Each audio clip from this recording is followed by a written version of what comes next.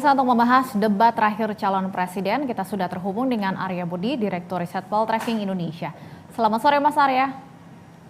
Selamat sore Mbak Stefani. Baik, Mas Arya, kalau di debat-debat sebelumnya kita melihat para capres saling serang. Berbeda di debat terakhir kemarin, kita melihat justru banyak terjadi kesepahaman, banyak terjadi saling puji. Apa yang Anda baca? Ya, yang paling eksplisit tujuan dari strategi itu adalah untuk membangun sentimen positif ya. Karena begini, debat terakhir itu adalah debat yang paling diingat oleh publik. Jadi saya pikir capres atau peserta debat ya, karena ini debatnya capres yang 2 minggu lalu cawapres. Nah, ingin meninggalkan kesan yang positif bagi para pendengar. Nah, pendengar tentu juga belum tentu yang melihat debat secara langsung, tetapi juga para pendengar, para user sosial media yang bisa jadi melihat debat secara potong sepotong setelah debat berakhir, karena ada efek tumpahan setelah debat yang kemudian dikerjakan oleh masing-masing tim sukses. Jadi tujuan eksplisitnya saya pikir untuk meninggalkan sentimen positif daripada negatif. Kita tahu misalnya debat capres cawapres ya, baik di debat pertama kedua capres cawapres maupun yang terakhir itu ada beberapa pasangan yang mendapatkan sentimen negatif meskipun terlihat menguasai, dan itu justru menjadi disinsentif elektoral. Nah, debat terakhir ini saya pikir targetnya adalah untuk meninggalkan kesan bagi pemilih sampai 14 Februari. Itu satu hal. Nah, hal kedua memang secara topik ini kan juga sangat luas ya, dari pendidikan, kesejahteraan, IT. Jadi beberapa tema yang sebenarnya agak sulit untuk dijadikan satu. Nah, konsekuensinya adalah para capres tidak punya cukup kemampuan untuk bahkan berbicara secara mendalam di satu topik. Nah, sehingga kesan atau yang disebut dengan candidate appeal, jadi itu kesan terhadap kandidat itu menjadi lebih penting dibandingkan substansi penguasaan isu dan kemudian elaborasi program yang bisa jadi tidak diingat oleh pemilih.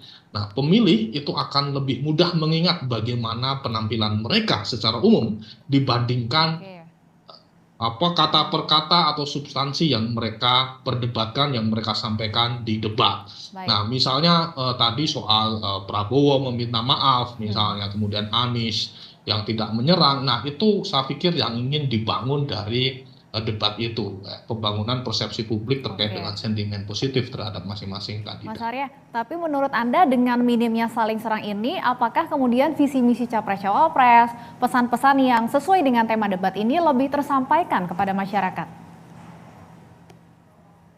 Belum tentu juga, belum tentu. Jadi misalnya sebenarnya ada beberapa pertanyaan penting ya, yang justru tidak terelaborasi. Misalnya Mahfud menanyakan soal bansos, justru bertanya ke Anies, bukan ke misalnya Prabowo yang menjadi menteri dari kabinet Jokowi Maruf ya.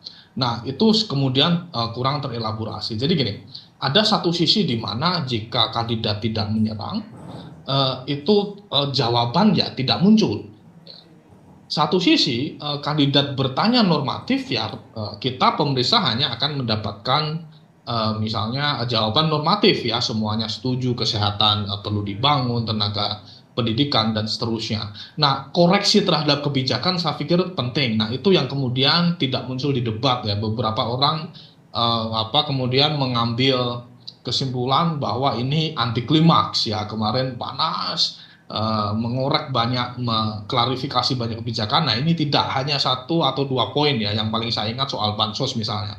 Nah, jadi debat penting satu sisi mengelaborasi program visi misi yang ditawarkan kandidat, satu sisi dia penting untuk mengklarifikasi dari program maupun dari pemerintahan sekarang yang berjalan. Nah, poin kedua itu yang kemudian kurang terelaborasi di debat semalam saya pikir. Baik, Mas Arya, tadi Anda sempat singgung mengenai permintaan maaf Capres Prabowo Subianto. Apa yang Anda baca dan akan seperti apa implikasi elektoralnya permintaan maaf dari Pak Prabowo Subianto ini? Saya pikir bagus ya, itu membangun tradisi berdebat, mengembalikan ke dalam tradisi ketimuran ya. Jadi yang memang kita tidak cukup lihat misalnya di debat di Amerika Serikat presiden.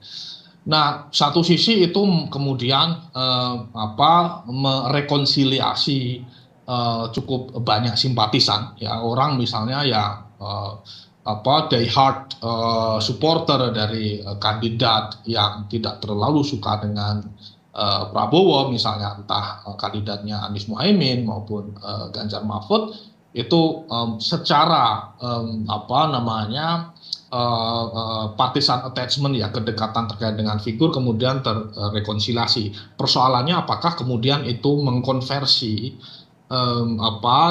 suara mereka kemudian ke 02 ya jika kita cek eh, permintaan maaf itu kan muncul di akhir debat. Nah, itu kecil karena gini, Mbak.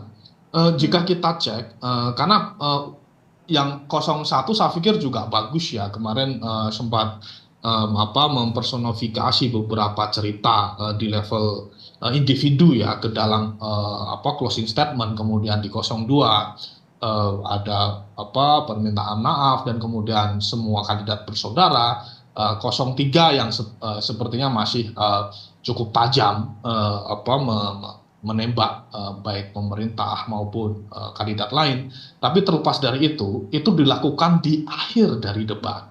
Nah, persoalannya yang nonton debat itu tak lebih dari setengah dari populasi pemilih, yaitu hanya 40%. Dari yang mengaku menonton debat, yang menonton full ya dari awal sampai akhir itu hanya sekitar 30-an ya, nggak lebih dari 15%. Nah, yang nonton bagian akhir lebih kecil lagi. Nah, sehingga efek langsungnya memang tidak besar. Bahwa dia ada efeknya itu tentu, tetapi magnitudenya saya pikir tidak terlalu besar. Oke. Baik, terima kasih Mas Arya Budi, Direktur Riset Poltreking Indonesia sudah meluangkan waktu untuk berdiskusi bersama kami di Berita